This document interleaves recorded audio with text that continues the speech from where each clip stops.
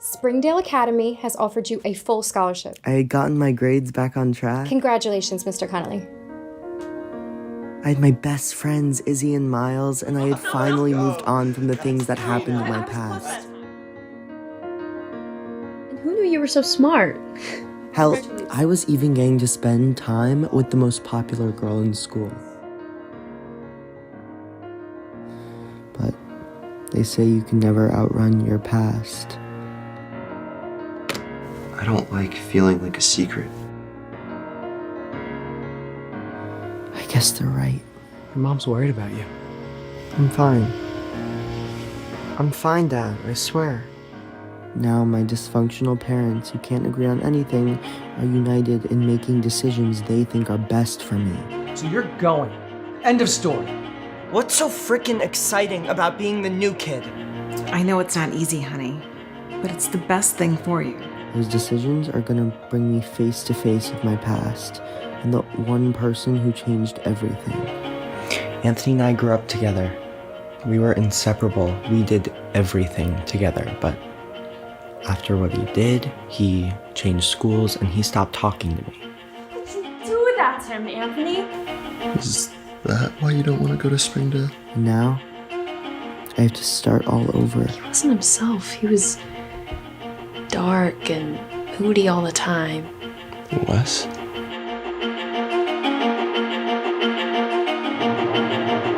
Even with everything that happened in my life at the moment, I've never felt so insignificant. Is you need to tell him about us. I've tried to call you, I've tried to reach out to you, and you never answered. I know why last year was so hard for you. I know what happened. What's up, everybody? This is Fred Richani.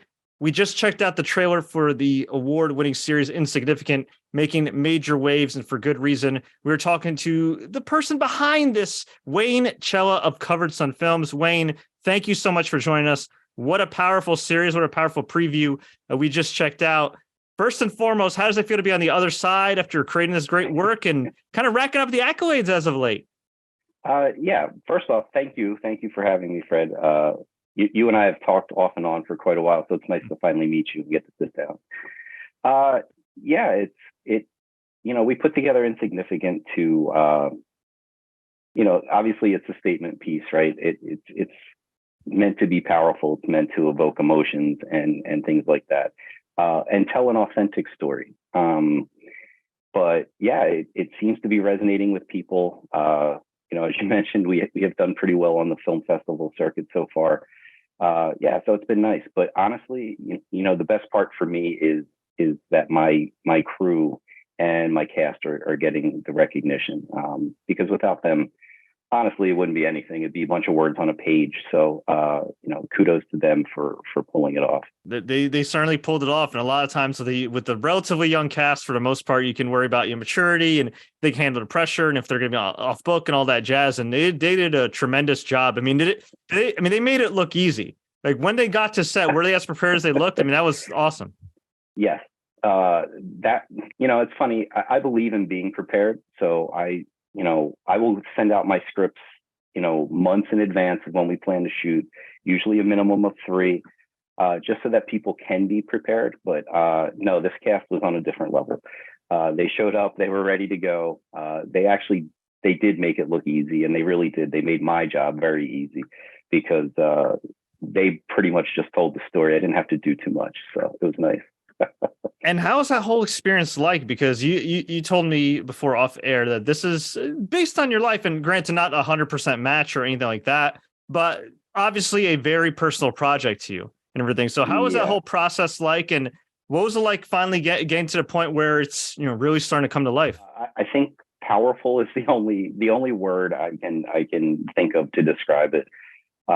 We had basically been working on our previous series, Talisman, and I was in the midst of writing that when this sort of situation from my past came up. I actually woke up one morning and read a news article that dealt with clergy sexual abuse, and I I'd avoided that stuff for a long time. It's not as if I didn't know that it had happened to me. It's just that you kind of, I'm a compartmentalizer. So I kind of put it in its little box and, let it be. And but that morning, for whatever reason, I read the article from a local news station here. And I recognized the name on that list. I'll put it to you that way. There was a list of credibly accused clergy. I recognized the name, and that immediately, it sets your world topsy-turvy. It's very affecting, needless to say, especially when you've spent, nearly at that point, 25, 27 years pushing it away to have to let it back in. Yeah, it was kind of, affecting. So, but in that moment, I was very lucky. I have a great support system. I have great friends. I have an amazing husband. So I was able to get my bearings pretty quickly, and pretty quickly made the decision that something good needed to come from the story. And so I felt like, as someone who has grown up gay, people are always looking for themselves in the stories that we watch, right? The stories that we read, what we see on television, the movies. You're looking for yourself in those characters, and sometimes they're not there. And I know I struggled really to find that representation in an authentic story. So I figured I'd do it myself. And really, the idea behind that was to hopefully help people that, have gone through or maybe going through, something similar to what I did. To your point, it is not a 100% retelling of my story. It is a fictionalized version of that, but all of it influenced by things that I did go through. So, hey, well, much respect to you for putting it out there, and inspiring, I'm sure, other survivors and everything. And God bless. I'm so glad you have a great support system around you and everything. And I got to ask, just on a personal note, if I'm asking, how you holding up? You all good? I mean, you're in a good place. Yes, I'm in a good place. It's funny, like you said, what was that experience like? I remember when we filmed Talisman, it was really cool to kind of watch. Anytime you take on a project, it's very cool to watch actors bring the thing that was once only in your head to life, right? In this case, it was very emotional, because these were things that I had gone through in one way or another. So there were moments where it was very emotional, and even the cast was kind of clued into that, and we're very supportive throughout the process. So again, I can't tell you how lucky I was to work with the cast and the crew that I did. Everyone knew what the story was. Everybody knew what its origin was. So I think everybody was on the same page. But I'm good. Like I said, that actually happened. It was about four or so years ago. So I kind of worked through my process, and like I said, I was lucky to get my bearings back pretty quickly. So that's really good to hear. And what I really liked about the whole show and everything is that there's so much nuance and everything, right? So a lot of times you have similar subject matters in different shows, right? That aim towards teens or feature teens. And there's not a lot of nuance. They kind of beat your head over it, or they don't show kind of the respect that these delicate topics really deserve. And I feel like Insignificant kind of did the opposite. Like, it showed the respect, it showed the nuance, to the point where I don't think this is a major spoiler, but like the parents, with whatever Wes is going through, we won't give it away, seem to try their best. And they generally seem to try their best, and they didn't seem insensitive. You know what I mean? They seemed like they couldn't really pinpoint it like everyday parents, but they're not with teenagers, but they weren't dismissive, which I felt it was refreshing. And I think it could send, the right message to people who are watching, who are maybe either already parents or aspiring parents. Sure. Yeah. And I think, and I don't know if that was, when it happened to me, it was in the 90s. So I don't know if that was just a generational thing or what have you, but I think I was always a pretty good kid. So when there was trouble, because Wes finds himself in trouble, right? There's some stuff that has happened in his recent past. I think my parents really attributed it to other things, and they really wanted to find out, but they didn't want to push me and all of that. So yeah, I think they tried to be respectful of it, but maybe to the point that they missed some stuff.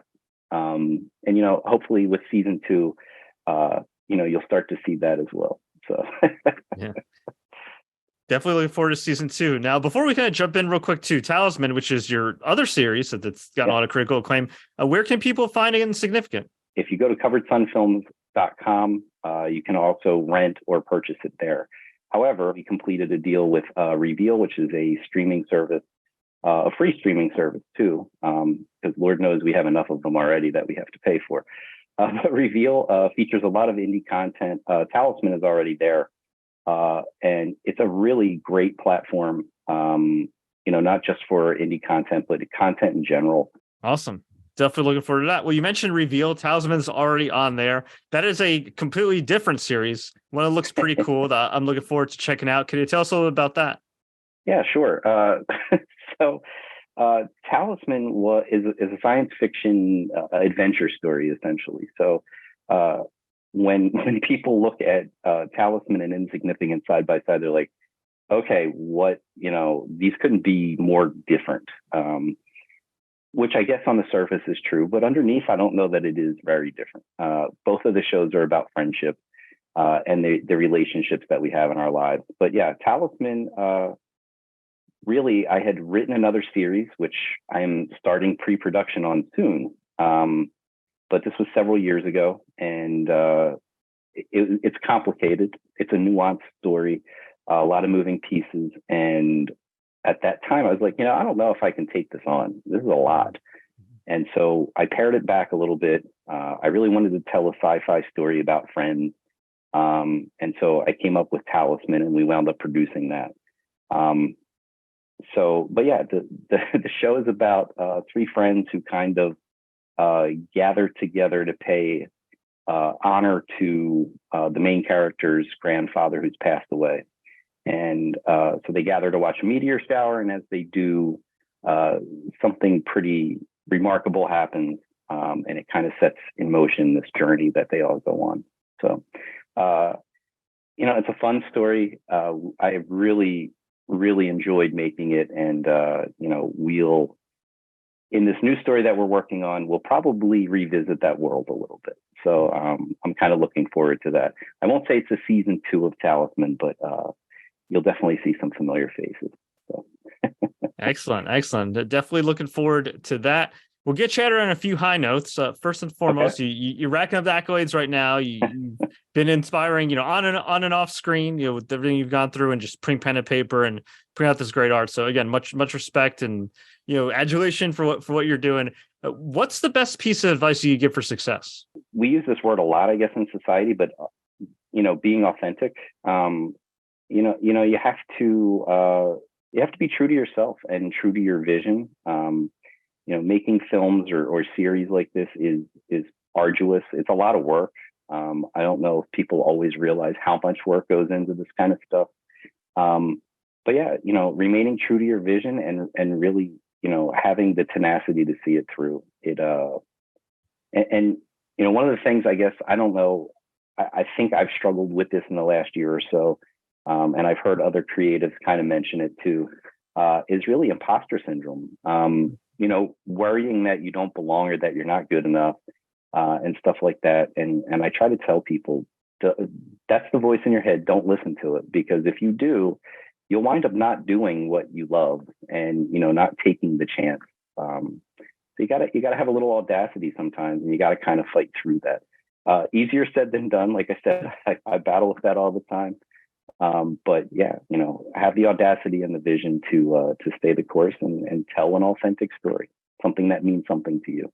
I always tell people, I had like a momentary lapse of reason, driving home from work one day in 2018. But I was driving home from work, and, I have a great day job, but on my way home, I was like, I'm not doing this anymore. Like, I have this script sitting here that I really like, that I think is going to be fun and a good story, and I'm not doing anything. So I went home and I posted a casting call that night. As soon as I got home, and I sat down, I ate dinner, and when I got back up from dinner to start cleaning the dishes, I had like 30 responses to the casting call. And I kind of, I guess it was like the universe saying I was on the right track. That's kind of how I took it that day. But I feel like if I didn't have that one moment where I was like, forget about it, I'm gonna do this, no matter how bad it turns out or whatever, I'm gonna do it. I don't know that Insignificant would be a thing or any of this stuff would have happened. So sometimes you got to have that moment. Hey, and it worked out. You took that leap of faith, and here you are. And we'll get you on another high note. What's one thing you want viewers to take away from Insignificant? I think the overarching message would be, and I don't know that this is just something from Insignificant, but I think that could apply to society right now. You never know what someone is going through. You just really have no idea. And so a little kindness in our society could really go a long way. Again, it's based on my story. So I know that when I was kind of going through that situation when I was a teen, people were like, what the heck's wrong with this guy? Instead of having a little bit of compassion. Now, that's not everybody. I had great friends even then that I'm still friends with today. But my point is in saying that, somebody could be putting on a brave face. Somebody could be suffering from depression or anxiety or anything else these days, and just trying to do the best that they do or that they can do. And, with a little kindness and compassion, maybe we could help them along instead of some of the hate and the craziness that we're seeing in the world right now. So if nothing else, take that away, be kind to each other. But also, in Wes's case, what we see out of season one is, it's deep, it's impactful, but hopefully as the story continues on, what we really hope is that people will see the hope that regardless of what happens to you, that you can overcome it and you can kind of get to the other side and be happy and live a good life. So that's really what we hope to achieve with Insignificant. Wayne, thank you so much for the time. Before we let you go, where can we find you online and where can we find you next? You can find me at Covered Sun Films on Instagram, also on Covered Sun Films on Facebook, and coveredsunfilms.com. And then next, hopefully at a film festival near you, hopefully soon. And like I said, we'll start that next project hopefully in a month or two, and maybe we'll have something out by the end of the year. But before I go, Fred, again, I just wanted to say thank you so much for having me on. I really appreciate it. Hey, no problem, man. It was an absolute pleasure. It's been a long time coming, to New Jersey residents. So great to catch up and everything. Fellow wrestling fans as well. Absolutely. But yeah, I mean, I totally enjoyed Insignificant. Definitely looking forward to checking out Talisman. And yeah, I cannot wait for Insignificant season 2.